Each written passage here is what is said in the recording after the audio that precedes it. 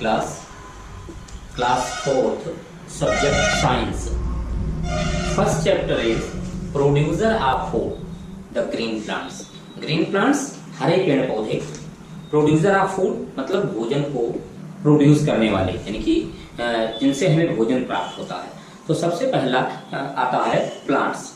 Plants living things है और plants के द्वारा अधिक से अधिक चीजें हमें भोजन के रूप में मिलती हैं। प्लांट्स के बाद आता है एनिमल्स। एनिमल से भी हमको बहुत सारी चीजें प्राप्त होती हैं।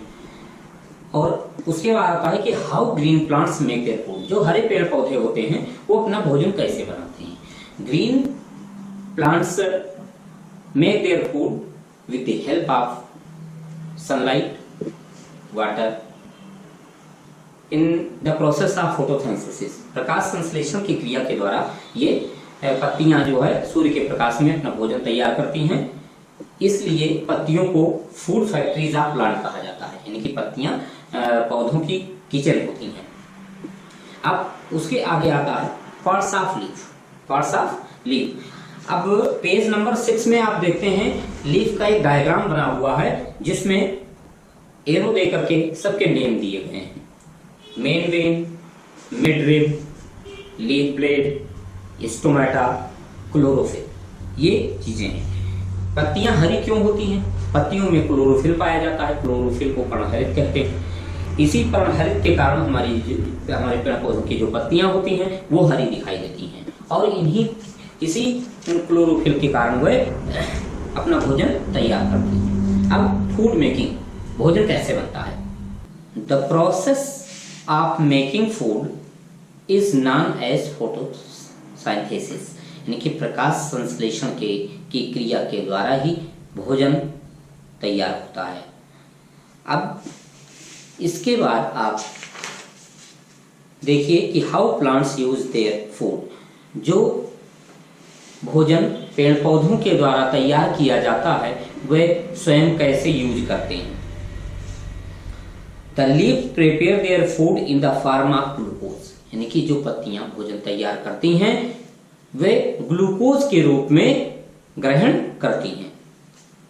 नेक्स्ट आता है, जैसे इसमें कुछ फ्रूट्स एंड वेजिटेबल्स दी गई हैं, वो स्टोर्ड इन रूट्स होते हैं, जैसे कैरेट होता है, reddish.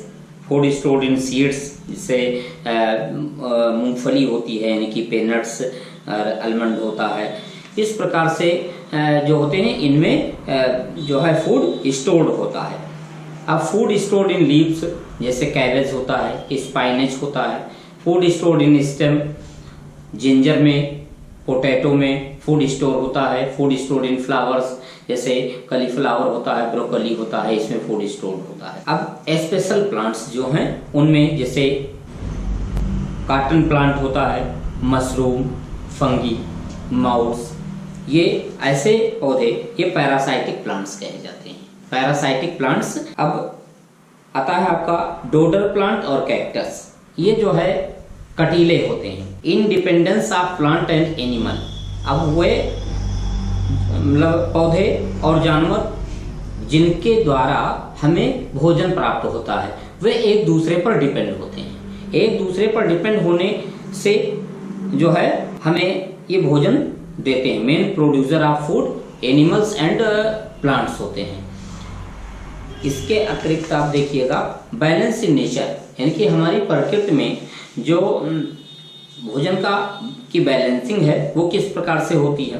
A balance between the number of plants and animals is very important, यानी कि हमारे प्रकृति में जानवरों का और पेड़ पौधों का जो बैलेंस है वो बहुत इंपॉर्टेंट है। अगर इनका बैलेंस डिस्टर्ब होता है तो हमारे जो है भोजन की जो व्यवस्था होती है वो बिगड़ जाती है। पूर्ण भोजन की जो सप्लाई है वो नहीं हो पाती है और तमाम प्रकार की इस प्रकार की परेशानियां हो जाती हैं।